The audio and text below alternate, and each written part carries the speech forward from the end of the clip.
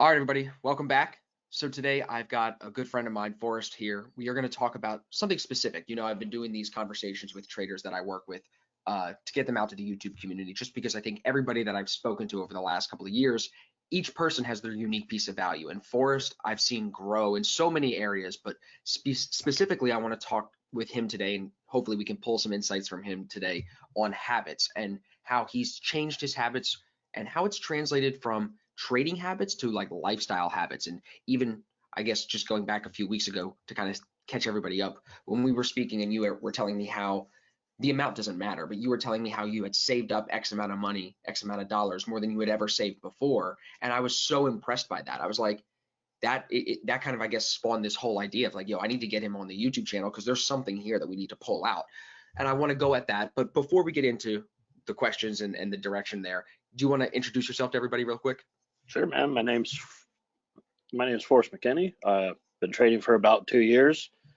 Met Austin about halfway through my trading career, and it's been pretty good ever since. And now, where are you located, Forrest? Just to tell everybody, you're in the U.S. Yeah, I'm in the U.S. out in Wyoming. Nice. So Forrest is one of the guys who trades with us on the West Coast. The time zone's a little different, but that's something we're going to touch on even today, talking about the time zone change and the routine and how you've kind of adapted to that. So to catch everybody up, I guess, on your trading career so far, start at the point where you and I met and then talk us through to today, like a 5,000-foot view on if you looked back on yourself, when you first came into ASFX, you had no idea who I was really. You were just kind of hoping that this was going to be a better solution than what you had versus today. Yeah. When I first started, I actually followed you for about 6 months before I considered learning from you. Excuse me. To, just reaffirm to myself that you're not one of those other guys on the social media platforms and YouTube that are gurus. But exactly. So that was a big step for me personally. I learned from another person beforehand, but that's a whole nother story. It took me a while to get adjusted to you because I learned so differently. But after I started picking up on it, it's been great. Like, I've learned different things from you as a trader and a person. So it's been a kind of a roller coaster for me. I feel like even through some of our calls that we've had together where you'll hit me up, you'll be like, yeah, we got to talk. And it'll come, it definitely has been, so to speak, a roller coaster for all of us. I feel like anyone that's been trading for over a year and like consistently for a year and hasn't given up, they probably have felt some type of a roller coaster. You know what I mean? Yeah. I think everybody can relate to that. But when you said something that was interesting, I want to ask you about. You said it was difficult to like learn with me because we learn differently. Can you explain that a little bit more? So it wasn't technically because the way you teach, it was the way I had to learn. I learned such a different method of trading before you that I had to completely just let go of what I learned before because it was starting to intermingle with your course and I was starting to make mistakes with that. So it was easier for me to let go of what I previously learned and then just start fresh with you. Now, when you talk about like, specifically, do you mean like trading systems, trading signals? Like what specifically was something you had to let go of? The whole different system. A whole different system is what I had to let go of. Just the whole way of reading the chart, completely different. And the other way wasn't wrong. It was still a good way of reading the charts. It just different. So I had to let go of that. When you were going through that, I feel like that is basically what you're talking about as far as like that roller coaster of like trying to let go of it, but still having it kind of seep back into your habits and the way that you were acting. What do you think helped you make the decision that it was time to finally say, okay, I'm cutting the cord? Because I feel like that was probably one of the pivotal moments where then you started to make the other changes happen, your routine, your money saving habits, those other habits started to change, I think, after that. So I want to talk about that. What do you think was the inception for that? I think honestly, when that started to change was when I was starting to get more serious about trading. And at that point, I mean, it wasn't long after Philadelphia seminar was coming up. So it was one of those moments where I had to, it was either I take this and get dedicated, or I stop now and stop wasting my time and do something else.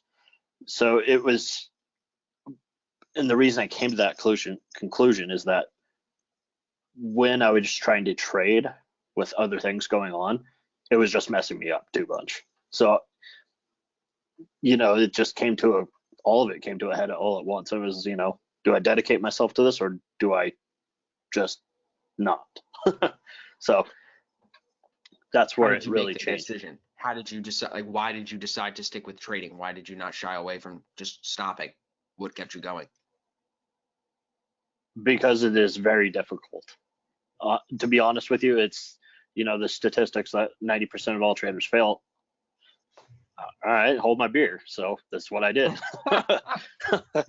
Hold my beer. Watch this. And that's more to myself than anything.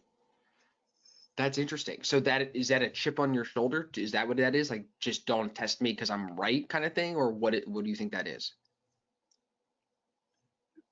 That's part of my history, honestly. It was anytime somebody said that you can't do something because you don't have a specific qualification for that, I go, all right, well, let's do it. So that's where that comes from. It isn't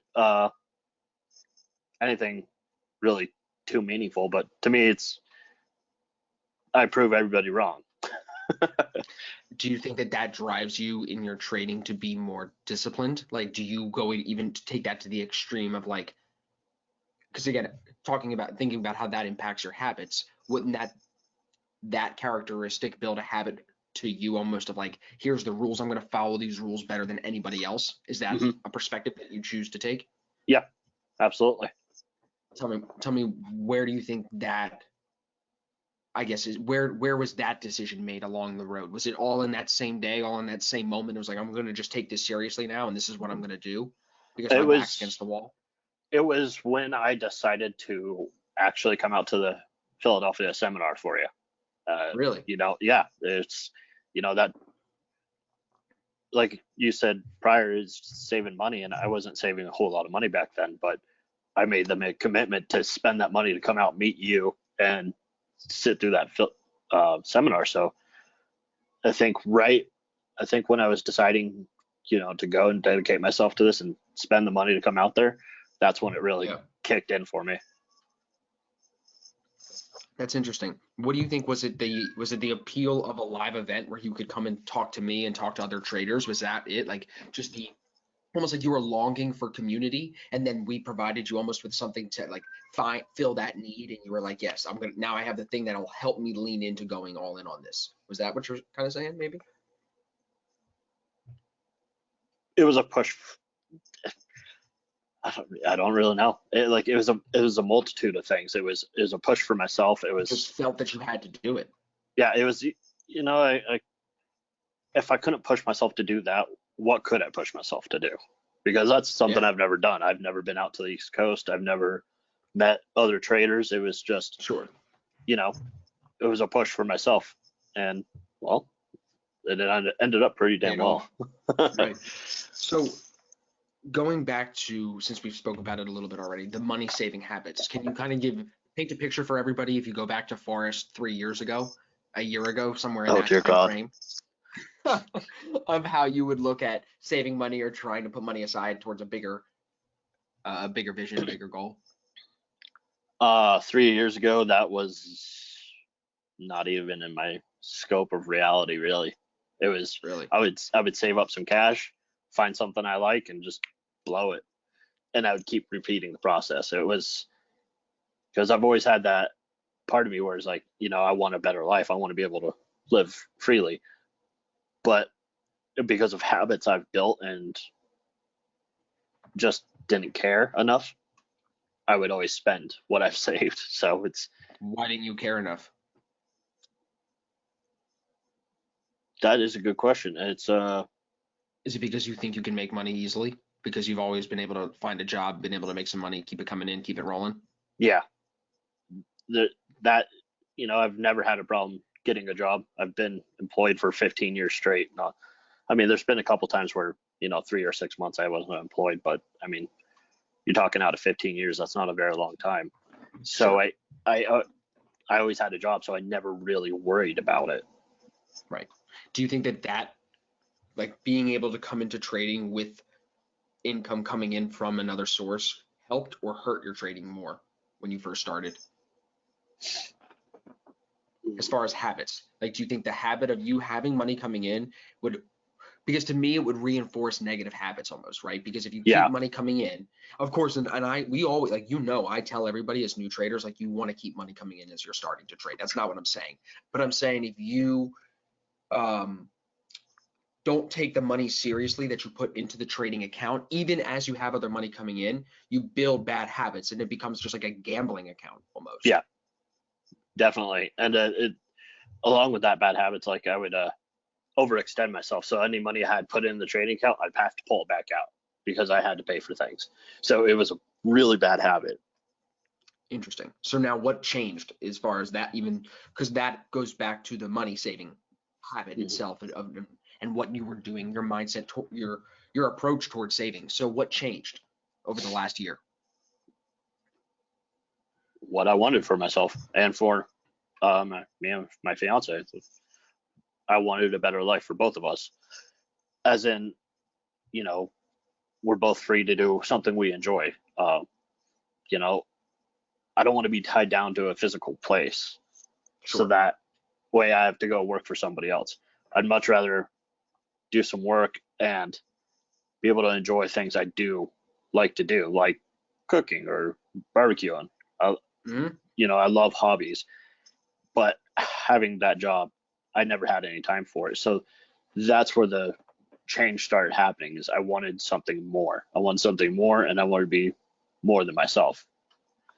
What, when you say that you wanted to be something more, that tells me that there's like a clear detachment from your trading. So it's almost like you look at trading and the money that you're going to make from trading as like a tool to get you the freedom, to get you the ability to do the other things that you want to do. It's not necessarily that you even love trading to the extent where you could see yourself trading forever, right?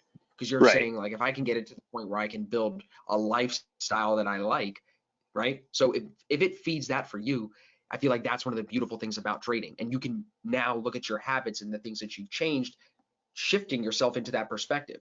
So when you said that it's because you got more clarity basically on what you want for you and your fiance, tell me more about that. Like, does that mean that you now know what you want to do next year more, or is it you know what you want to do 10 years from now and you know what that takes? Like what exactly are you speaking It's on there?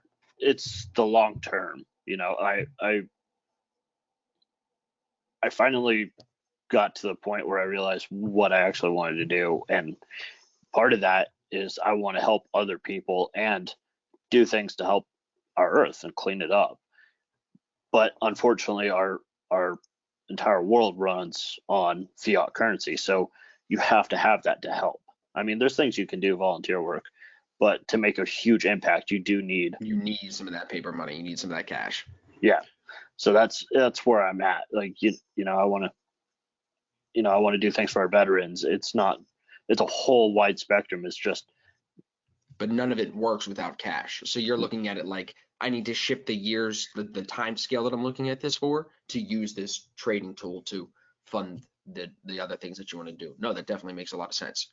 yeah. What what helped you shift into that long-term mindset from 3 years ago to today? What was it, conversations that you had with your fiance?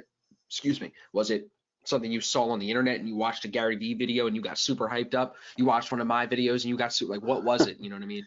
That really, do you think helped you make Oh, the shift to term focus?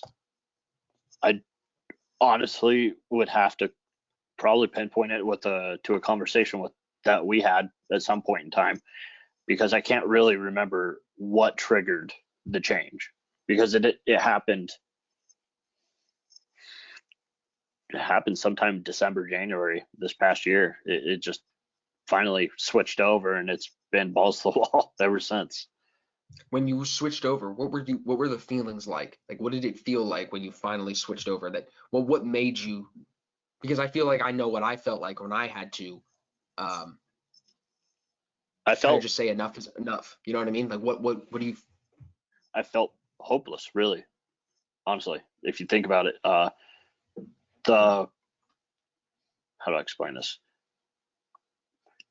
The hopelessness of not being self-sufficient.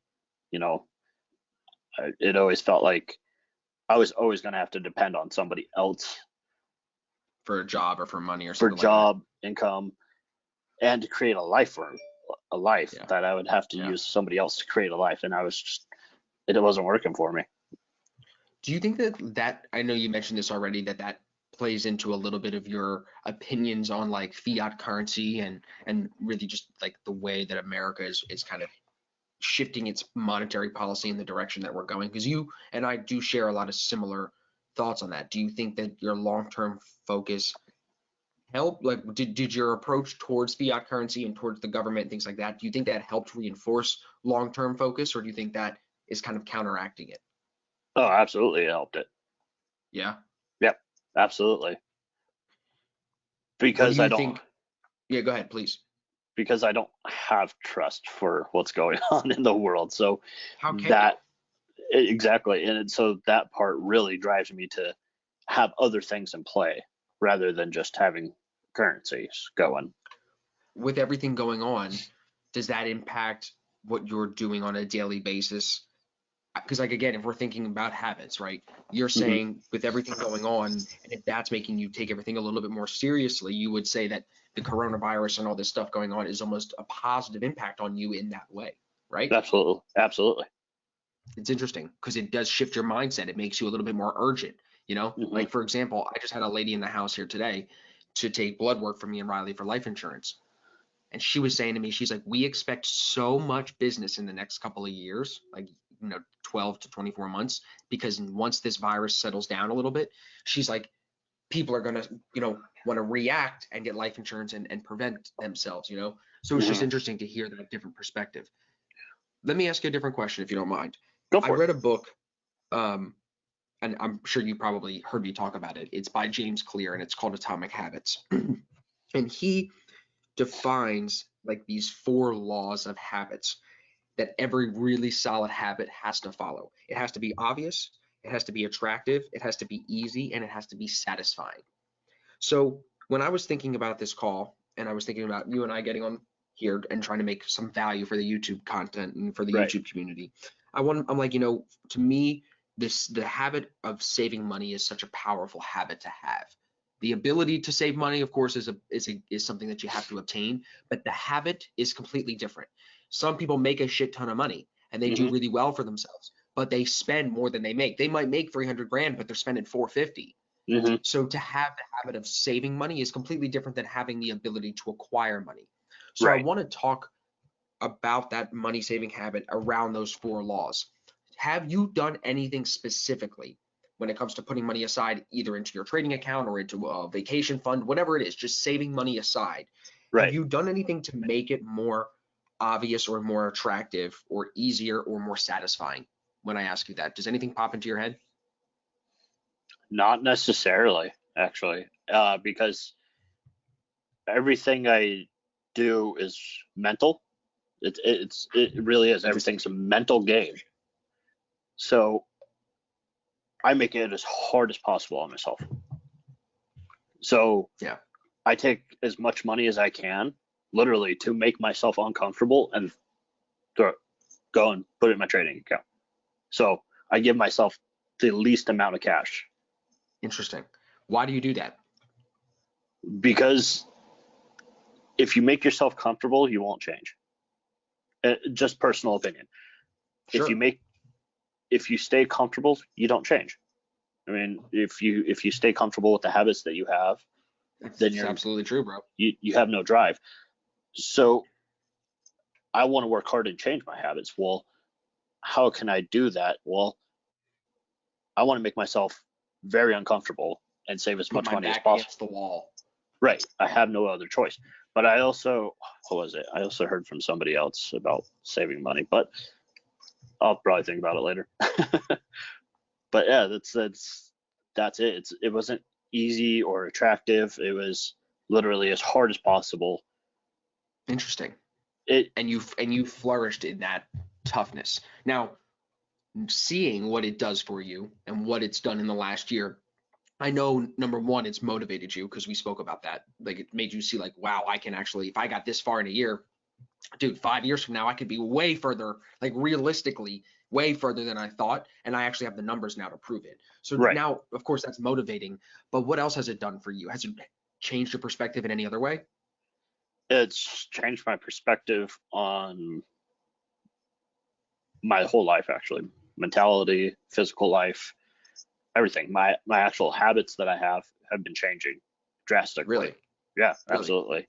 And that's been How? within the last couple months. I've, you and I talked one time, and we were talking about soda and water and whatnot, how I soda is remember. actually terrible for you. Well, Yeah. if you look at this, oh, you get that? Oh, I That's a. saw that. It's a V8. My man. I don't drink soda. I drink Yeah? water, iced tea, and then that's what I drink for energy drinks. That's amazing. And those are, they've got 10 grams of sugar in them. They're really healthy, and it's a better Way better than the alternative. soda. Way better than the soda. Well, one of the worst habits I had is I used to drink like two, three, or four Monster energy drinks a day Oh with man. soda. So uh, everything's been changing quite drastically, and I've been even smoking. I smoked. Past 2 days, I got on a program to quit smoking. It just That's awesome. everything's starting to change. It takes time. These things don't happen overnight, but it's working, and How it's do you handle so much change at once? Because I've heard a lot of people struggle when trying to make so many changes at once. Let me stop drinking, stop smoking, stop eating unhealthy all at once. Where some people will say, let me just do one at a time. But I guess that goes into you, right? You're the guy that says, yo, hold my beer. I'll do this all at once. I'll carry it all inside. I'll take care of yeah. all this, And right? most health professionals will probably say that's not good to do. But for me personally, hold my beer Yeah, and watch this. it's right, right. I will, I will succeed at it, and that's part of my drive to be better.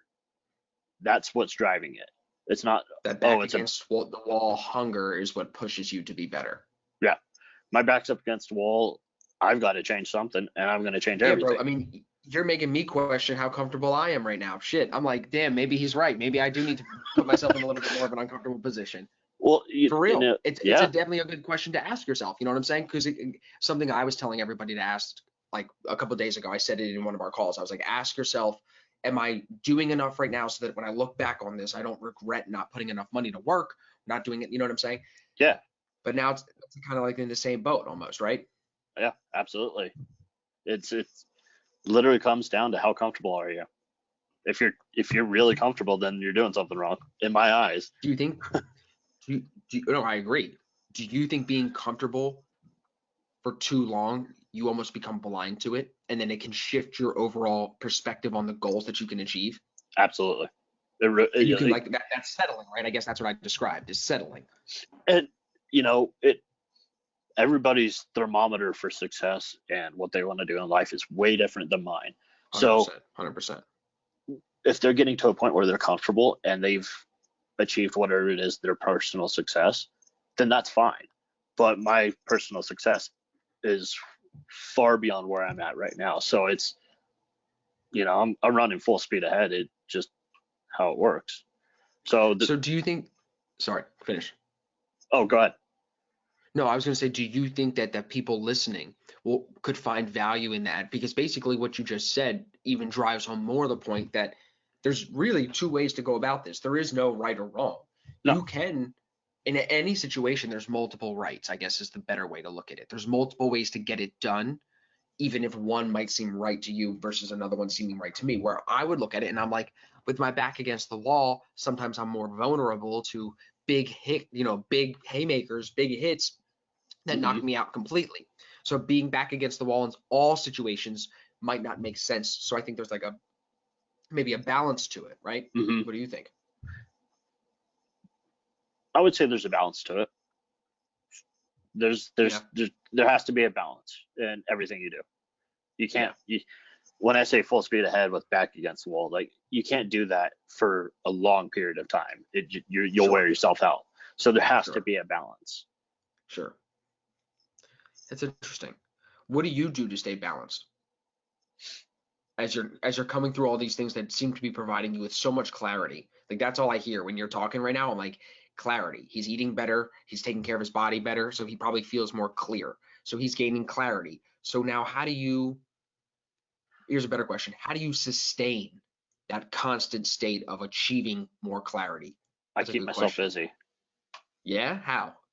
I do chores. Literally, Okay. I clean up. I clean the house. I go mow the lawn. I've been waiting for it to warm up enough because it's been warm and then raining. But I'm gonna get back on the bicycle and probably get some rollerblades myself and That's go cool. out and do activities. Something to the effect that you're not thinking about anything. Right. You're just not doing anything. You're just acting. So that Dude, I way, don't even know the last time I did something like that. see, you give your brain time just to wind down a little Yeah. bit. Yeah. Yeah. So that's what I do. Literally, it's I just go do something. I just act. I don't think about what I'm doing. Do you think like a lot of, I guess we both will agree, a lot of traders can't separate themselves from the desk. They don't know when to stop. They don't know when to go out and go do something else. You know what I mean? And I feel like you probably have gone through that, I would guess. And now that's why it's like you almost force yourself to get off the desk, right? Oh, it's absolutely. It's you have to stay away from it. Your face just said it's still a struggle, but yeah, absolutely. Only because like I I struggle with a little bit of timing because I want to stay on for a certain amount of time and then be done. Of course. Of But course. other than that, it's not bad. For someone listening who's trying to like level out, I would call it, like balance out their trading to the rest of their life, and finding those, maybe it's hobbies, maybe it's not even hobbies, just hanging out with, like whatever you want to call it. Right. How would you what would you tell someone like me who doesn't do a great job at that? Like how would you, without telling me like, hey, do it because I'm telling you to do it, do you have any point of reference? You know what I mean? That's actually pretty hard. I don't know. Like that's one you'd have to think about. And one I'd have to know somebody pretty well to do that. Fair. You would because you're such a different type because you run your whole business from where you're at. But that's hard, man. I don't know what I would say. Right. Well, because like even okay, if you want to make it even more specific to me, it's like with me, so I'll tell you details. Part of what we're doing is like with this move to Florida is we're getting a little bit bigger of a place that'll Hmm. have an extra room. Yeah. That room will be Riley's office, and then this will be my office. But the way that we're setting up the offices in the new place, it's Right. going to be designed so that I can't hang out in there unless I'm filming a video or trading or doing a call. If I need to do anything else, it has to be out in the living room, it has to be outside, it needs to be somewhere else. So the only way that I have found to force that upon myself now before we move and make that separation, and like we're sharing the office now, we're always in here just talking, and because she's working or I'm working, the way that I found to do it now is I use this notebook and I schedule out what I have to do every day. And Good. then by a certain time, I just leave and I don't come back in here until I have the next call or the next whatever. And I still struggle with it some days, but it helps, you know? Do you have anything that you do like that, that like you force yourself at any, like, because you said specifically there's only hours you trade, right? Yeah. So I'm up at 4 o'clock in the morning. So about 8 or 9 o'clock here, Mountain Time, which Yeah. is about 11, 12 your time. Yeah. I'm done. That's it. That's Yeah. it. That's all I do. Is I literally just I'm done. Yeah. I cut it off mentally. It's a lot. I And do then a lot of mental work. well, and that's what I was going to say. It takes a lot of mental work, I feel like, because in that sense, if you shut off and you go out and you go do your thing, but the group chat's still going and Hmm? everybody else is still taking trades, how do you deal with that when you see other people still trading and you're not trading because your hours are done or whatever it is, That doesn't fit my parameters to my right? So it's trading. just like, you don't have that FOMO anymore. No, it's if somebody else is trading, I'm not going to worry about it. I've got the way I've got to do it. So and I understand that. So I just look through the chat and see what could have a continuation. So I Sure. don't really miss out on anything. Sure. What, what of all the habits that you've seen change within you now? I mean, even that right there, being patient and not worrying about like, oh, if they're getting pips, they're not my pips, if it's not my hours. All of these habits that have changed, which ones translated the most to you from trading to your everyday personal life, relationships, conversations, and social things? Patience. Yeah. Patience, really. Tell me Just more. so with trading and the way I trade, I use Yeah. your system, but the way I trade is I have to be very patient. So I only trade 1 or 2 times a week. So Right. I've had to learn to become very patient, and that gives me more patience with my life and understanding that it takes a little bit more time to let things grow into fruition. Really, I mean, it's where it's at. That's what translated the most. Have you seen that have any super positive impact on your life outside of trading yet? Being Yeah. more patient? Can you hmm give us an example that's not too personal? Uh, Planning on the new house. Actually, it's That's exciting. so I really want to be out of this one that I'm in. I know. So I'm being patient. It's taking time. I understand it's going to take time, but there's that little thing, and there's like I want out, but Of it course.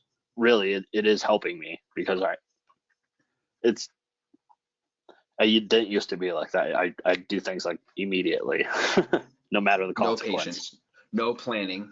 No, So maybe so even another strong characteristic could be the planning aspect of it, like how you planned out absolutely, your trades. You can now plan out other things in your life almost, and be more patient in those plans. But planning is the same thing, like you said before. It's like long-term focus. Isn't that the same thing almost? mm, it Kind of, depends because like if you, planning is for the future, but it could be planning for tomorrow versus planning for next year. planning is it's a category and a subcategory all in itself to me. Yeah, So my plan for a year doesn't interfere with my plans for the next week.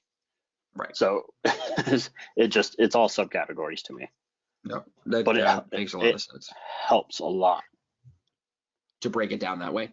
Yes, because that's the way like patience. It's how I trade is I have to plan how I'm going to handle everything.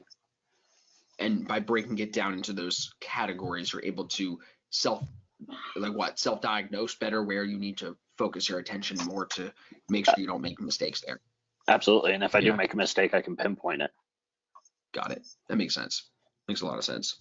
I want to ask you one more thing as we're Go for it. coming to the end of our call here. I want to talk, because I do value your opinion on everything going on right now with gold, Bitcoin, the Fed printing more money. And I don't know if you saw what's going on with Bitcoin, but we crossed 10K a couple days ago. We're now And back under 9K right before this halving event's going on. So I want, if you could share your thoughts on what's going on with me and the people. yeah, honestly, I don't know where the currency is going to go with the U.S. dollar because we are at such a state where the Fed just keeps printing money. Uh, in terms of money, this whole pandemic thing scares me because I think there's consequences that we're not fully aware of yet because I of 100% agree. because of the stimulus bills that they've passed. I mean, you're talking trillions of dollars already pushed out. So I think They're saying like that around 4 trillion. It might be more, but around 4 already. that's scary because we don't, who's paying for it. That's We're where going to my pay for it in taxes. We're going to pay for it in some way. absolutely. So that's where my mind's at. So when I think about that, I look at digital currencies as an asset that could be a saving grace in the future. Yeah. And I think Do you gold think, and go no, ahead. go ahead.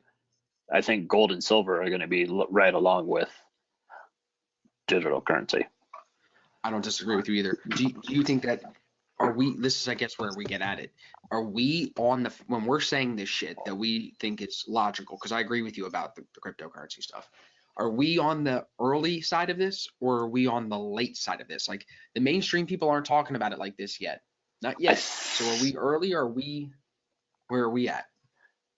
I think we're early, but I think we're late at the same time because Bitcoin hit its big hype in what, 2017, was it? Yeah, that's when it hit 20K. Yeah. Yeah, it got a lot of hype and it got a lot of news. But after that, it kind of seems like it got pushed to the side because, well, unfortunately, our government downplayed it. It's decentralized. So I think we're early and late at the same time.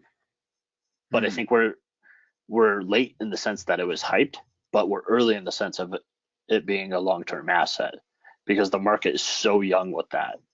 That's exactly how I feel. Yeah, I agree with you 100%. So for you, for the long term, is Bitcoin the only coin that you're really playing right now just because the altcoins are still too speculative on long term plays because you don't know who will be around? Or do you have other altcoins that you really like? I haven't really, there's a few altcoins I've read into and researched, but I think it depends on what, I mean, everybody's got their coins that they like, but for long term, I would look at what Ethereum, like block it's on. Is it on the Ethereum block or is it on the Bitcoin block? Got it. Those are probably your safer bets because they have been around for the longest. What's your scariest thing of cryptocurrency? What scares you the most about it?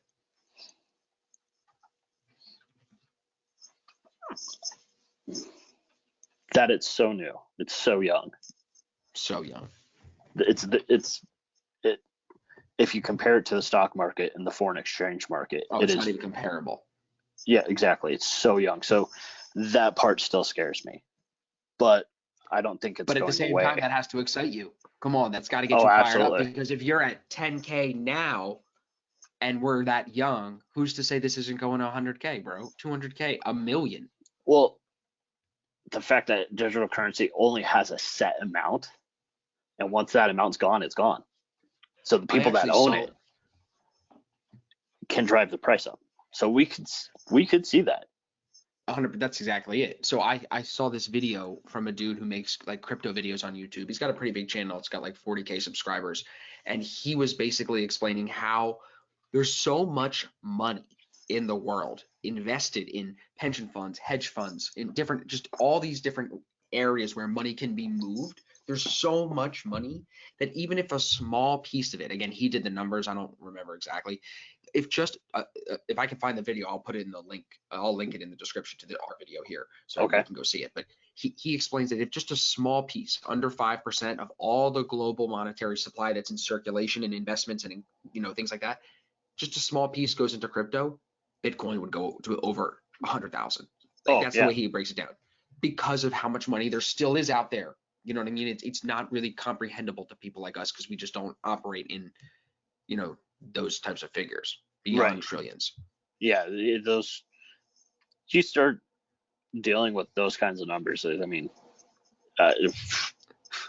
it's beyond our realm of reality. Really, it really is. To even think about $1 trillion, it's like, that's a baffling number to me. If you had to pick one coin that wasn't Bitcoin to be the coin of the next 5 years, do you know what it would be? Do you have an idea? It's between two. I see a lot about XRP, and then it'd be Ethereum. Yeah, I would probably still big names. I'd still lean towards more Ethereum. Really? Mm-hmm. What specifically is the reason for that?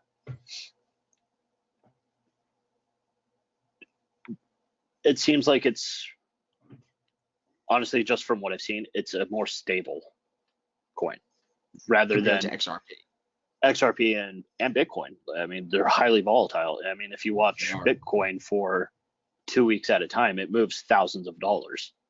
Right. So there's volatility there. Definitely. So for anyone who's just starting to get into crypto, because since you kind of have been through it a little bit, what would you recommend that they do? Because I'm not even that deep in it yet. Would you recommend they go straight to Coinbase, that they go to a Binance, they go to a Ledger? What do you think? First and foremost, if you're really going to invest in it, get yourself a cold storage wallet away from any exchanges. Don't get a wallet that's hooked up to an exchange. Stay away from it.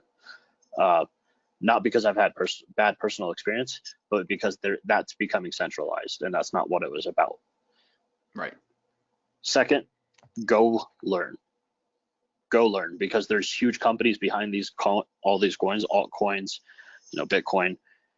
There's huge companies that are trying to do great things with the world. So do your research, because you may find one that goes somewhere. Right. Absolutely. So definitely do your research and learn. For an exchange, that is completely dependent on the person. Or where you're located and stuff like that. That's tough to call. There's centralized exchanges and there's decentralized exchanges. Right. So tough to call. But the other advice of getting it off the centralized exchange, I think is really solid advice, because as they do become more centralized, you don't want it literally defeats the purpose of crypto, right? Yeah, absolutely. Cool. It gives, when it's decentralized, it gives people the power. Right. And then when it's centralized, like right now more than ever, that's what we need. Once it's centralized, the feds have the power. Right. Well, and you and I spoke about that before, like that whole Fed dollar thing that the Democrats are trying to put out. It's intense. It's definitely serious shit, because it's not something that could just be reversed easily either. If they start making everybody use digital wallets to get $2,000 a month or something like that, people, you know what I mean? I read something about it, and I'm sure a lot of the people in the crypto world have seen it too. It's scary, because they said that the Federal Reserve, the central banks, would hold on to your hot wallets. Right. They would hold your hot wallets. Right. That defeats the purpose of crypto. Absolutely. It's not crypto at that point, though. We're talking at that point, we're talking just about digital cash. Well, then, if it goes to that point, people can think if they're into dystopian movies, novels, right. Credits. It's all credits. Right. So at that point, we're not that far off of it. You got to think about it. We're closer today to that than we ever have been. Yep, a lot closer. I mean, and right now is the big shift, and I think that's what's going on. you get to decide, do you want to be idle on the sidelines, you know what I'm saying, and be like, oh, that won't happen, or wait, you know what I mean, start to plan and think ahead. I mean, to think no great civilization, great empire has lasted more than 200 years, and the United States is the only one that has. So at some point, something's got to give. Right. I think there was one that did last a lot longer, but was it? Yeah. You could someone on the YouTube comments will fact check me and rip me up in the comments for that. Right. Definitely. Yep. But listen, man, I appreciate you coming on. I'm hoping that everybody found some value in our conversation. We touched on a lot of different areas, from the habits to the fiat currency to the cryptocurrency. So I think that there's definitely going to be something in here for everybody. But for everybody that wants to find you, let them know what your Instagram is. Let them know where the best place to get you is. Instagram is Forrest_NM, I believe it is. Yep. I don't know. Forrest isn't big on social media, but he'll answer the questions. And if you need anything from him, you can always email me and I can put you in touch with him as well. But Forrest, thank you, brother. I appreciate you giving us the time. Yeah, everybody, if you found value, yeah, absolutely, bro. We're definitely going to see if the YouTube community likes it. If you guys enjoyed it, let us know, and we'll bring Forrest back on. So thank you again, bro. And everybody, will see you in the next video. Yeah. If I could add one more thing for people. Yeah, please. Absolutely. If anybody has anything to worry about saving money and think it's going to take a long time, literally within the last 3 months is when it really hit, and it got so much bigger. So keep going. Definitely. And once it hits, it just keeps rolling, right? It just keeps rolling, and you build momentum. Everything is slow, but it's fast until you. So it all happens at once. I love it. Thank you again, brother. Yeah, thank you. Absolutely, bro.